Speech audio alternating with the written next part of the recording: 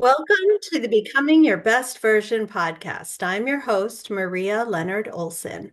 I'm a civil litigation attorney in Washington, D.C., an author, journalist, TEDx speaker, and podcaster. You can learn more about me at marialeonardolson.com. There you will also find links to my social media and my TEDx talk, which I could use more likes on, and my book, 50 After 50, Reframing the Next Chapter of Your Life.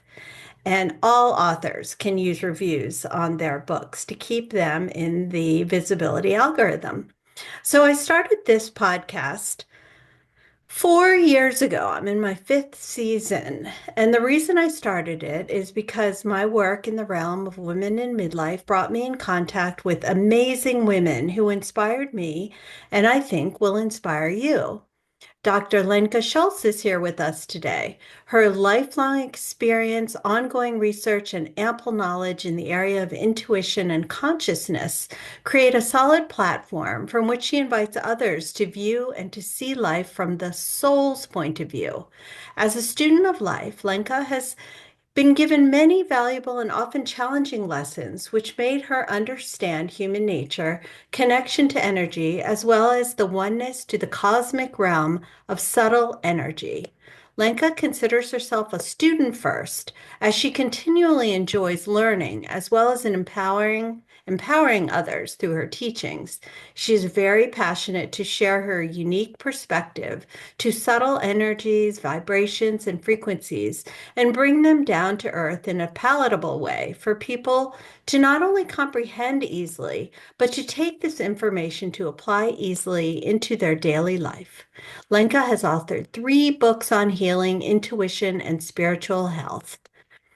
She has age-old wisdom that can change a routine life into one that is aligned with clarity of your soul's purpose.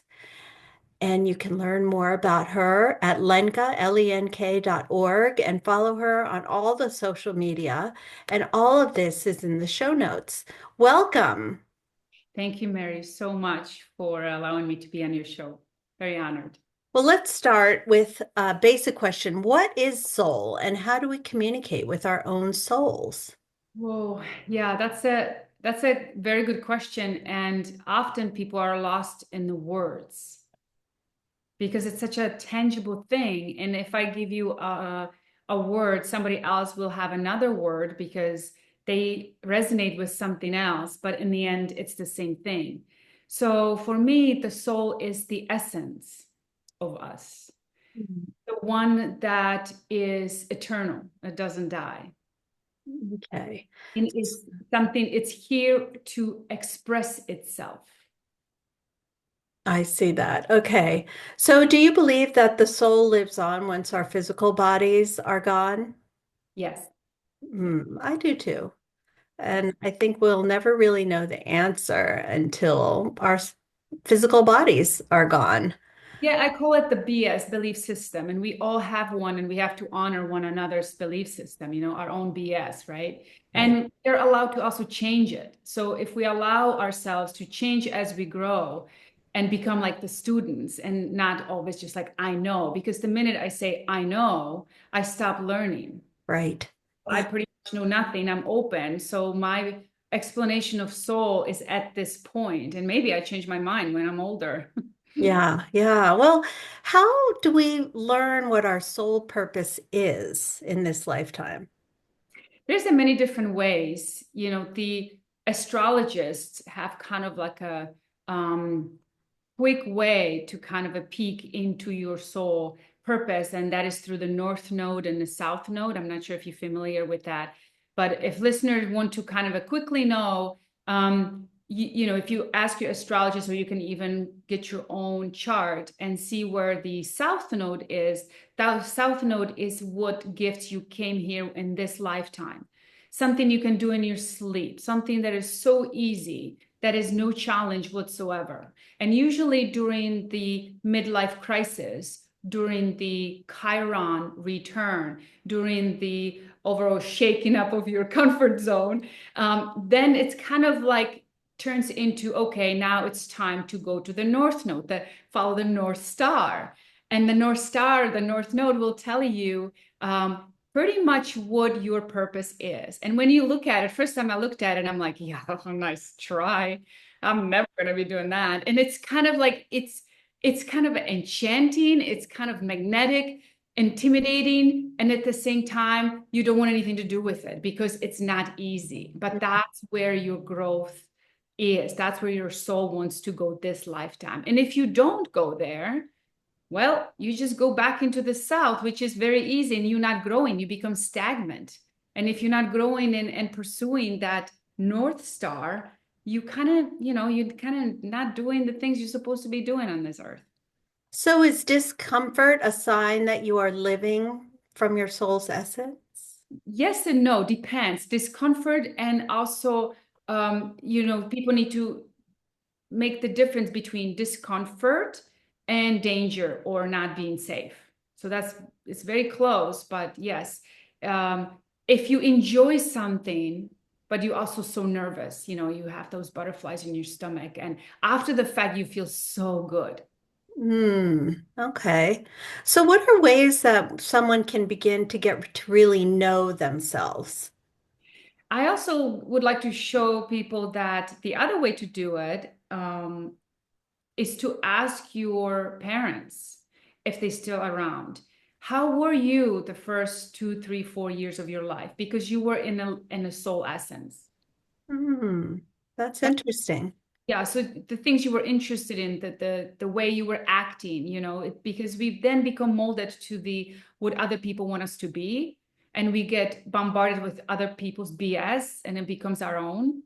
So when we go back into the innocence of who we were, that is a lot of signs. But a lot of parents were so busy with themselves, they don't know. So Right. that's kind of hard. But maybe you remember your child, some people do, would kind of trigger them into a joy and completely like lost themselves, being like in the moment, and the moment just takes 2, 3, 4 hours and it's already gone. That is kind of where you're in the right zone. That's so interesting. It reminds me of Don Miguel Ruiz's book, The Four Agreements, and he talks about how innocent and carefree we are as children until the world's judgment kind of beats it out of us. And I know that in your writings and in your work, you talk about the difference between judgment and discernment. Can you talk a little bit about that here? Yes. To me, my BS, my belief system on judgment is something that is emotionally charged. And the discernment is more observational. So it's kind of like almost witnessing something from not being attached to it. Like it's something's happening, but it's not of your business, and you just observing. But judging is you actually are engaging in the emotional and energetic exchange. Somehow your energy is linked in it. And that's kind of almost like a karmic thing. Okay. Well, I know you also use the term lighten up, like light hyphen N up. What do you mean by that? Good question. Lightning. Well, if we look at a light in and heavy, light and heavy, that's kind of explanatory. And if we are wanting to be lighter, then let go of the heaviness. And so the heaviness not only comes from food, like a lot of people trying to lose weight, but the weight comes in the energy of other matter, like the emotions and feelings. So I had a client and she was coming to lose weight. And I was not interested in her diet. I was not interested of what she's doing on that aspect. I wanted to know where the heaviness is coming from. And the heaviness was coming from her job. Mm, She was there just for the money. She really didn't enjoy it. And so I was kind of bringing it up to her consciousness, like, okay, how about if you look at a different way of making money and following something that would enlighten you, making you lighter? Well, it was not easy, but ultimately she did, and she lost all the weight that she was worried about. So sometimes putting intention and attention, people need to be aware of that difference. So you have intention, okay, I would like to lose the heaviness, but don't put attention to that aspect because that's going to grow, right? So it's just Mhm. kind of like it's like releasing the balloon with wish, but knowing that the wish will come back as a manifestation. You just don't have to hold on to it, checking out a GPS. Where is the balloon? How is it coming? None of that matters because once that wish is out there, the prayer, it will come back. You just have to trust and aligned with that vibrational energy of allowing. Yes, agreed. That which we put our attention to magnifies and vice versa. So you teach people the practice of intuition. How do you do that? It teaching is really hard. It's almost like reawakening something that is already within them. And it depends where they want to enhance that intuition because some people are very intuitive and they just want to hone it. And I believe that, for example, nurses and stockbrokers are very intuitive. Criminals are very intuitive. Very. And so police officers, right? And in your job as attorney, also you can read people very well. And the question, if somebody like you would come to my office, I would say, well, how do you get that information? How do you know? Because you know you get validated all the time. You're like, yep, I knew it. So how? And that's how I almost do like reverse engineering. Like, how Hmm. do you got that information? Did you get it just knowingness? Do you get the gut feeling? Do you have kind of senses? Do you read people? Because it's just a different level of evolution of intuition. The one that transpersonal that we read one another is one level. And then you have, of course, the survival. And I found also research and just from my own experience that children who are born into uh, families they surviving, they are very intuitive Hmm. because they only can trust themselves, nobody around them. So their intuition, their soul, because to me intuition is the language of the soul, so their best friend, the only thing they can trust is their intuition, is their soul. That soul will never let them down, and that intuition is so strong in those individuals that they become often very successful at what they do because they are believing themselves more than any other BS comes around later in life. That's so interesting. Yes, when you were talking, I was thinking about my own childhood, and yes, that's true for me. You also actively create retreats. So tell our listeners about your retreats. I right now taking a break, writing my Okay. third book, but Okay. I'm looking forward to already in my mind what I'm going to be teaching. And I will be teaching intuition, yes, of course, but I'm going to be more concentrating on the spiritual healing because the spiritual healing right now is, I feel, essential, or especially in this time where we are, because people are really hurting on all levels, and not everyone can find their healing. They're in the medical. So a lot of people searching for the other outlets. And I have my doctorate in spiritual healing, and I'm really passionate about that subject because it is really very much with intuition. You have to trust yourself that you can heal, or whatever is coming your way, that that energy is having the power of healing. So those two things going together, it's almost like the next level. Great. Well, you already have two successful books. One is called Intuition, Listening to Your Inner Voice, Intuitive Guide to Spirituality, Finding the Truth in Deception. And then the second one is called Journey of You, West Meets East. What are these books about and how do they differ? The first one I wrote, Journey of You. If you look at a Journey of You, have the capital letters joy. Hmm. I feel joy is one of those highest vibration frequencies, and it's really hard to hold on to. So that was kind of my um, message, that journey of you is to find the joy in life. And it is a journey pretty much of me, how I brought awareness into how the West meets East, where the Western medicine meets the East medicine, especially in our Western world. And it's not that one is better than the other, it's about bringing a bridge. And I used to work with a medical doctor, and we have been using these these protocols, if you want to call it, back and forth. And we saw a huge success where, the medical doctor comes and measures the physical body and gets all the information it needs it and go as far as the body is allowing, if it's the vitamins or it's some kind of therapy and anything physical. But after all that, there's a lot of people who doing everything right on the physical and they still feeling off. And so that's when we have to look at into the energies of emotions, energy of the thoughts, the psychoneuroimmunology, that it's finally getting respect in the world of a medical field. And then, of course, we have that spiritual. And from my own research, and of course, again, I am a student, but I believe that all the diseases in our life starts in the spiritual. Mhm. So we are overfed, but we are undernourishing our souls. Mm. Soul is speaking up very loudly, and everyone out there is searching for purpose. And that's the soul crying, saying, hey, how about me? We have so much on the physical world, but how about me? You're forgetting about me. I don't need any of that. I just need to be acknowledged because I hold all the magical um, tools for your success, for your health, for your happiness, for your relationships. Everything's there. We just have to know how to reawaken that relationship. And to me, it is the intuition.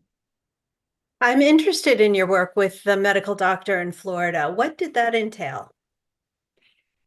Well, it was exactly what I was saying, that I was doing an energy healing at that time. And would I was in her office and she would send clients to me once she kind of did her job on the medical aspect of it, the physical aspect of it. And Mhm. of course, people need to be open to it. And then people would go back and forth. And she would get my notes and she would see. So it's kind of like, it's very interesting because you have psychiatrists and psychologists out there, but not very many actually call the medical doctor and share notes. Those Mm. That line does not go back and forth. So it's big disconnect. So the person who's in the middle is the patient, right? But the patient is kind of stuck because if you go to the doctor's office, you have only 7 minutes to talk to them. They don't have the time to really truly go into the world that they're not familiar with. That's not their expertise. So this is kind of where, we don't have that doctor who would talk to the energy healer, the acupuncturist, the psychiatrist, the massage therapist. We don't have that holistic, the integrative. There's a lot of integrative doctors, but are they doing all of that? Are they able to cooperate and co-create, like I always say, in my first book I talk about it's very important to create healing team, Mhm. and they all have to have the same belief system. They can't say, oh, you shouldn't be doing that. No, I don't believe what that person's doing, because you have a placebo effect too, which is like so powerful. And if you have one person saying something else and all the others are not, it just skews that energy. So everybody has to be on the same intention and attention, and that power of that becomes more powerful for the patient. So we are really missing. So that this is a long answer, but that's one of the part of my first book. And of course I talked about how I got into that into my position in the first place, through my own healing journey that got me physically knowing how things feel when it's wrong, and my own struggles. And yeah, and I kind of left it at the next thing is spiritual. And so here I am, wrote the other book, and then I'm writing the spiritual healing. Wonderful, wonderful. So, how do you help people develop their own intuition? What are a couple of tips you could share with the listeners? First important thing is to have the self-esteem, the esteem behind yourself. And that comes with the trust. But a lot of people lacking that. Before they make a decision, they call 5 girlfriends, check on Google, everything else before they make that decision if it's right. And that is not the self-esteem. That is not the trust. But I heard one of your podcasts, one of the lady was saying that that is one of those things that women lost, which is in your third chakra, the power center, just because we had to listen to someone else, what we need to do, what we need to look like, how we need to act. And this is going on for what, 2000 years? I mean, this is not just me and you and our parents. So that is not going to be easy for many women to kind of go into trust.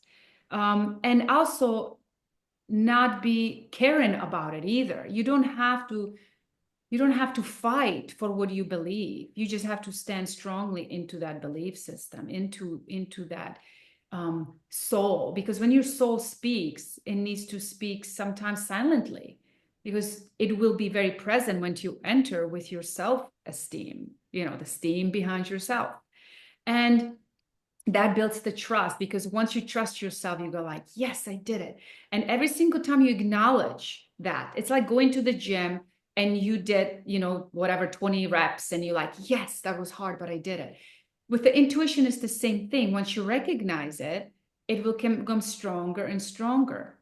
And to me, it would help me is to start a journal, because you'll go look back, because you're never going to be happy with where you are. You always want to go to the next step.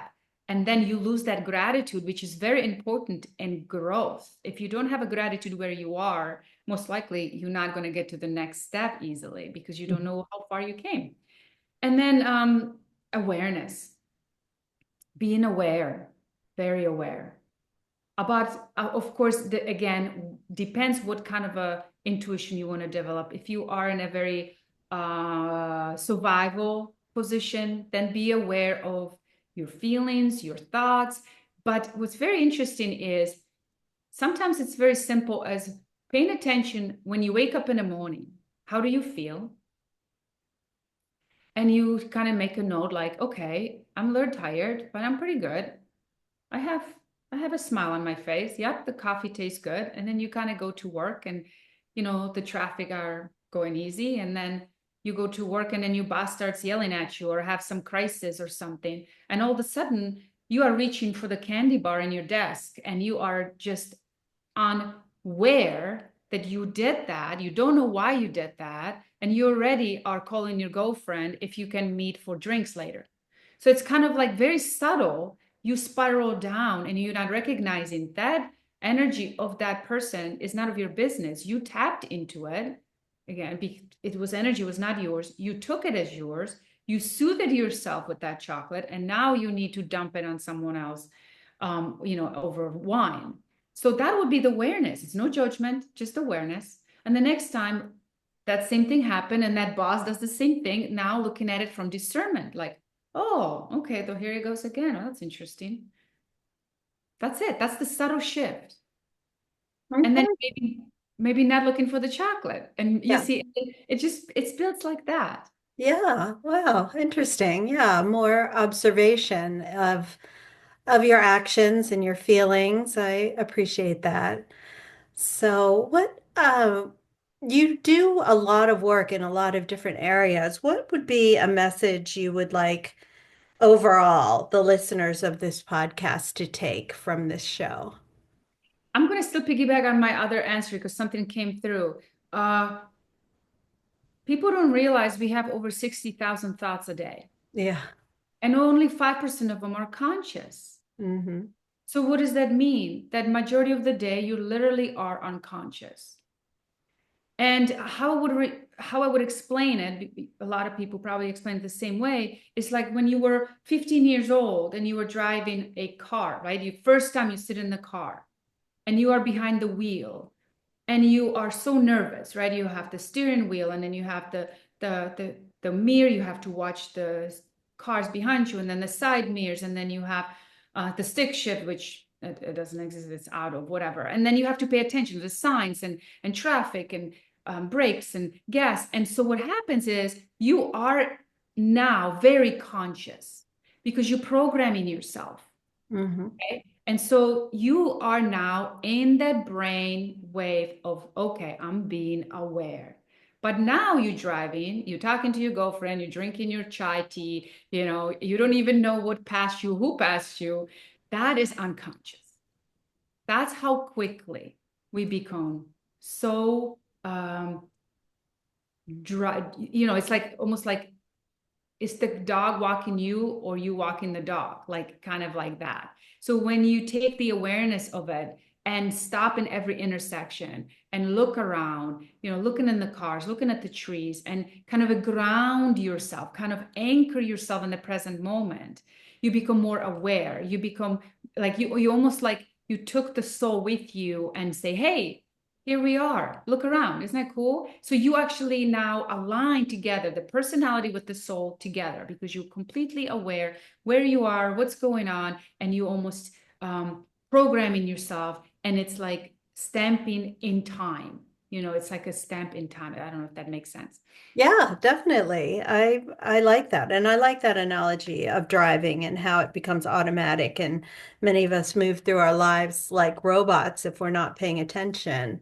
Yeah. So I would encourage people to look at your website, lenka.org, because you offer an essential pocket guide to spiritual health, which is such a wonderful gift. Thank Yes. you for offering that. And you keep active on social media and do a lot of things that really bring positivity to the world so that we're not all walking around like robots and we're really enjoying this life and drinking fully from the cup of life. I appreciate the work that you do. So I also like very much to ask this question of all of my listeners, or rather guests, which is, what do you do, Lenka, to become your best version? I love that question. And I would say my goal is to embody more of my soul essence in everything I do. Explain. Exactly what I was saying on that intersection. I want to be more present. I want to bring my soul essence in everything I do because my soul has so much more to share than my Lenka personality. My Lenka personality is so limited and so, like you said, so robotic. I only on a personality level know so little. But on the soul level, it is not just doing, it's just being. There's something so beautiful in every single one of us. And if we allow that aspect to become part of our personality, then I feel it becomes more magnetic, more lighter, and effortless versus we just do. And we do for many reasons, but we forgot to bring that beautiful essence with that. Which I assume makes for deeper relationships also with other people. And you can learn more of these techniques by signing up for her online classes and workshops, reading her books, and going to her appearances. And all of this is on her website, lenka.org. Do you mind my asking, where did you grow up? I grew up in, at that time, Czechoslovakia. Czechoslovakia. Ah, yeah, I've been there. Beautiful, beautiful. And What year did you go? I went 2 years ago, and it was very beautiful. Do you get to go home very much or back Yes, there? I was just there a month ago for my dad's 80th birthday. So Oh, beautiful. And I really have a lot of respect for people who can operate in multi languages. My gosh, you're amazing, amazing, and I appreciate you. thank you. Sort of you, sort of me and you, because you speak other languages as well. I heard you talking on a podcast, traveling the world. Yes. Oh, thank you, but not as fluently. So I would encourage all of you again to go to lenka.org, go to Instagram, Intuology with Lenka, TikTok, Twitter, Spotify, YouTube, all of this. And her books are available via her website or on Amazon. So thank you again, Lenka, for your time. I appreciate you. Thank you.